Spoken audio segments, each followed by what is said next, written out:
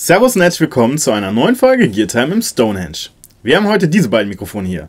Das ist einmal ein Neumann M582 und einmal ein Neumann MV692.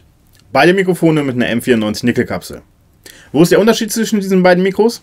Das M582 ist ein Röhrenmikrofon. Hierin arbeitet eine EC290 Röhre, die man beispielsweise kennt aus dem UM57 oder dem CMV 563. Vor kurzem haben wir ein Stereopärchen hiervon als Overhead übers Schlagzeug gehangen. Heute werden wir diese beiden Mikrofone vor die Akustikgitarre hängen. Wir werden zwischendurch einblenden, welches der beiden Mikrofone gerade läuft, damit ihr auch wisst, was ihr gerade hört. Wenn euch das Video gefallen hat, lasst uns gerne einen Daumen nach oben da und abonniert unseren Kanal. Uns würde vor allem interessieren, was haltet ihr von diesen beiden Mikrofonen? Gefällt euch das M582 besser oder das MV692? Schreibt es uns in die Kommentare.